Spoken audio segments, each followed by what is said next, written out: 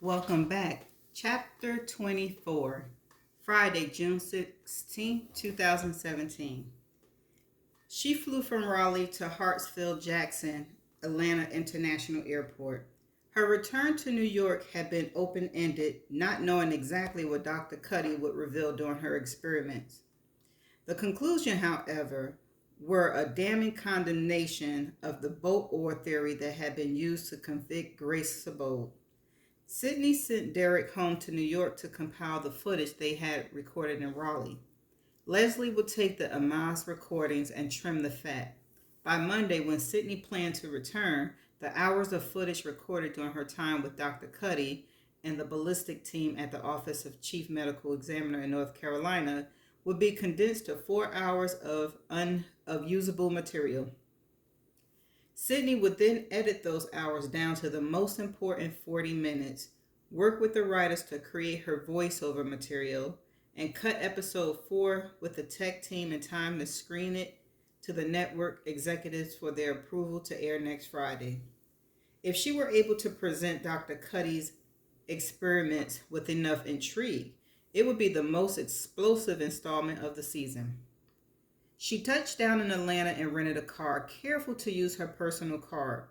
Today's travel could not be expense to the network. In fact, she wanted no one at work to know about her trips to Baldwin State Prison, least of all Luke Barrington, who would hold her in contempt for the fact that her birth father, with whom Sydney had never had a meaningful relationship, besides during a brief window of her childhood, was serving a life sentence for murder.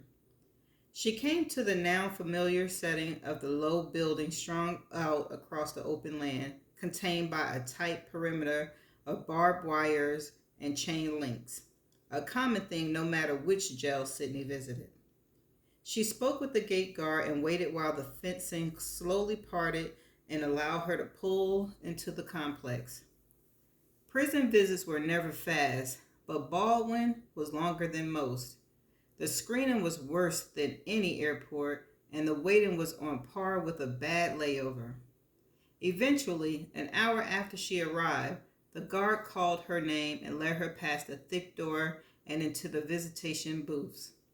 There she took a seat and waited another 15 minutes until her father appeared on the other side of the glass. She did not know the man sitting across from her. Not well, at any rate. Memories of him came from when she was 10 years old and her family life was still somewhat normal. Those still images and short clips of her family, just the three of them, were created before her father killed a man, before her mother uprooted her from the Atlantic suburbs, where every friend Sydney had ever made lived, and replanted her haphazardly in Sarasota, Florida. Sydney never created the same friendships in Sarasota that she had enjoyed her whole life in Atlanta, and the new life her mother attempted to forge in Florida was less new and mostly just different. Can life really be started over? Can you simply turn the page in the notebook of life that has recorded your history and start writing a fresh story? If so, Sydney and her mother did it incorrectly. They either wrote the wrong story or an unoriginal news story, or one that didn't properly allow them to forget the pages that had come before. The failure was evidenced by the fact that Sydney sat waiting at a penitentiary to see her father more than 2 decades after he scribbled all over their original notebook. Deep, crevice producing gorge that ruined so much. It wasn't until college that Sydney steered her life back on track. Even then, though, the identity of her murderous father, who was locked away in an Atlanta penitentiary, was a well kept secret. None of her college friends knew about her father, and the further her life progressed from his conviction when she was 10 years old and in fifth grade, the less she thought about him. 36 now, Sydney has spent more than two-thirds of her life without her father being part of it. Only the arrival of an unexpected letter has sparked the idea of a reunion. In it, Neil Ryan made a simple request to his daughter, "Can I see you?" She still struggled, even after 3 years of clandestine meeting, clandestine meetings, to view her father through anything other than the prism of a 10-year-old girl. It was how she remembered him. Ingrained in her mind was the image of her dad taking her to the deli after Sunday church service and riding on his shoulders as they walked through the amusement park. With just the three of them, roller coasters always left an odd man out. Although Sydney dutifully divided her riding time between her parents, secretly she loved riding the coasters with her dad. She always felt safer with him. Now, as she stared through the glass at the man in the orange jumpsuit, no feelings of safety or comfort came from his presence. No feelings at all, really. Not anger or resentment. To Sydney, Neil Donald Ryan was a stranger much more than he was a father.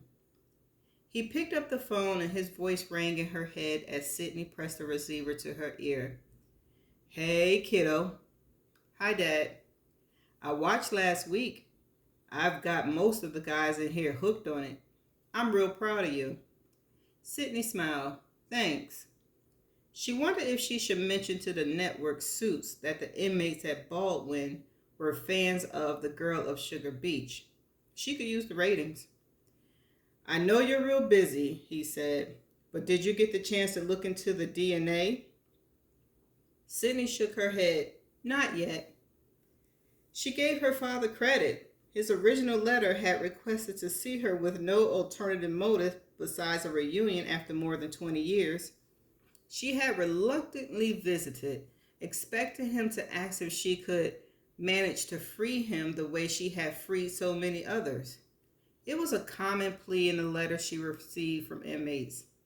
That she had, actually, only gotten 3 convictions overturned was immaterial to most felons she spoke with. The fact that she freed a single man was enough to draw the attention of convicts around the country. So when Sydney visited Baldwin for the first time, she expected a similar reception. She didn't get it. Her father simply stared at her for most of the visit. He laughed a lot too, shaking his head at the sight of his 10-year-old daughter, who had blossomed into a beautiful woman with long brown hair, highlighted by faint streaks of auburn. Hazel eyes brightened with the radial traces of ice blue. He couldn't, in fact, stop shaking his head during the first visit. It was 2 years and 9 visits later before he breached the subject of his innocence. "There are new techniques now," he had said, "that weren't available back when I was convicted. DNA analysis is much more specific and advanced these days. If I get you a sample of my DNA, then you could use it to show that it doesn't match any collected at the crime scene." Sydney had changed the subject then, veering the conversation back to her mother. It was a common topic between them and had been enough to distract him from pursuing things further. Then a letter arrived containing her father's fingernails clipping. Oh, it was her father's nails. Until Sydney had opened that small square of tissue that spilled 10 perfect crescent moon fingernails onto her desk, she had been able to explain away her interaction. But since the potential source of DNA had arrived, it gnawed at her and prevented her from dismissing her father's pleas. "Nail clippings are a viable source for her DNA," her father said now. Let me read that again. "Nail clippings are a viable source for DNA," her father said now. "I looked it up, and I put the tissue paper on my tongue, so a good lab should be able to draw a saliva sample as well." The tissue and nail clippings sat in Sydney's desk drawer at home.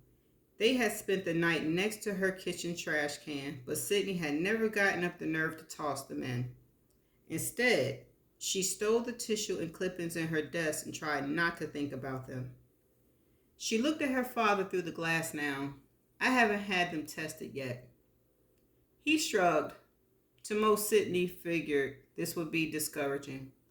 But she had found over the years that inmates, deprived of just about every luxury in life, possessed a great deal of patience. They never expected anything to happen quickly and took news of delays in much the same fashion as finding the bathroom stall occupied. They simply took a breath and waited. Too young at the time of the crime to understand fully what had happened, she had briefly researched her father's conviction in college. Accused of killing a man in the victim's home, he was sentenced to first-degree murder and was slated to spend his life in prison. The single bullet fired the single bullet fired came from a .22 automatic found at the scene. Neil Ryan's prints were recovered from the gun. It was a claim he vehemently denied, since, according to his attorney, he never had held a gun in his life. Fingerprints experts grappled during trial about whether the prints were a definite match to Neil Ryan's. Complicating matters was that another overlying set of prints had also been pulled from the gun.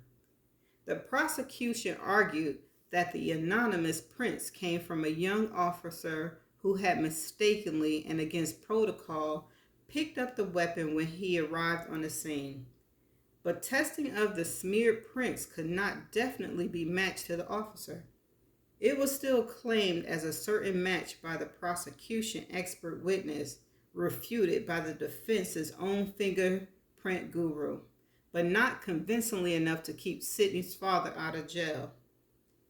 When the fingerprints debate was over, the prosecution presented the blow, which would turn out to be of the knockout variety, that Neil Ryan was having an affair with the dead man's wife.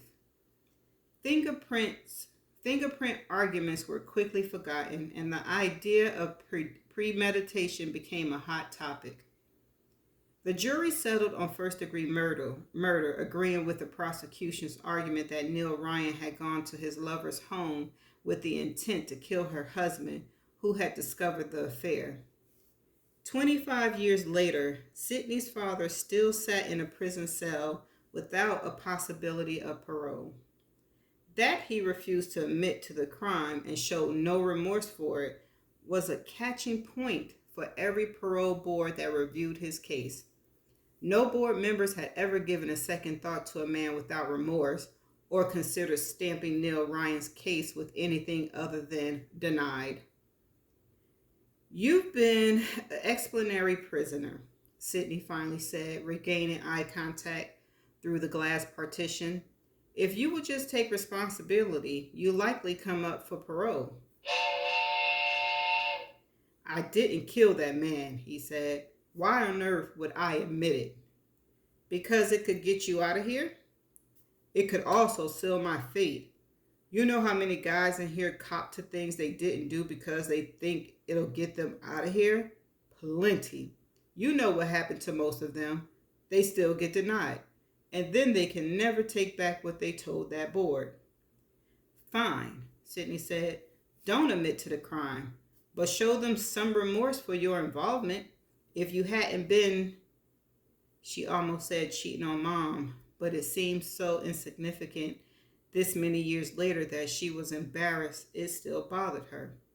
"Sleeping with his wife, the idea of premeditation wouldn't have come up." "I'm a lot of things. A terrible husband is one of them. But cheating on your spouse is not a crime, and it certainly doesn't prove I killed anyone. I'm not slicing my own throat in front of a parole board just to win their favor." Her father stared at her through the glass partition. "So, can you help me?" What her father was asking was for Sydney to somehow pull that .22 out of a box buried somewhere in Atlanta's Federal Building evidence room and prove that her father's DNA was not on the handle or anywhere on the weapon or at the crime scene. This, he was convinced, would be enough to get him a new trial. He'd done his homework, and the plan held some merit. Sydney had made some casual inquiries in the last 7 months, but finding someone who still remembered the case from 20 plus years ago was nearly impossible. And attempting to get anyone to pay attention to her request to pull evidence from so long ago had so far been fruitless. "I'm working on it," she finally said. Her father took a deep breath. "I guess that's all I can ask." "Anyway," Sydney said, her way of letting on that she was ready to leave, "I just stopped on my way back to New York." "Okay, we'll talk soon," he said. Her father nodded and hung up the phone. He raised his hand and the guard was by his side a moment later, leading him back to his cell.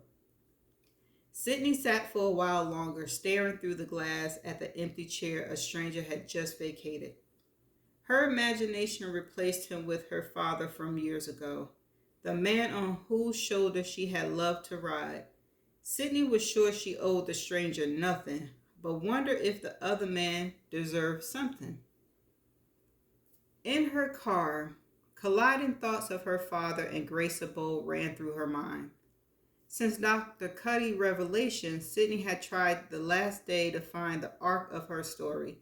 Imagine the best way to present the impossibilities of the bolt orb being the weapon used to cause Julian's skull fracture, and that, instead, some other instrument wrapped in nylon had been used to strike Julian. It was an explosive argument that could have real consequences. It was backed by science, not some retroactive opinion offered by someone with thin credentials.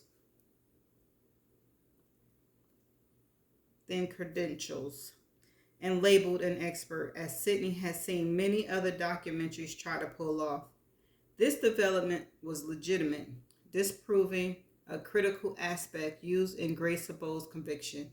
It needed to be handled correctly.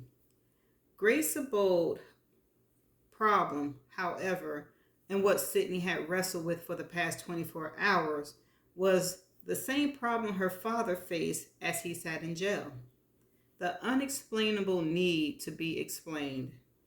If the documentary was going to suggest that another object was actually used to strike Julian, then the inconvenient facts of Julian blood in her cottage, as well as on the blade of the oar, and Grace's fingerprints on the shaft, needed to be explained. There were not many ways to rationalize those findings. There may not be any, but if one existed, Sydney knew where it rested, and she knew whom it needed to come from. Baldwin's chain link fence slowly parted. Sydney turned the rental away from the prison and headed back to Hartsfield-Jackson Atlanta International Airport. Okay, so that's the end of chapter 24.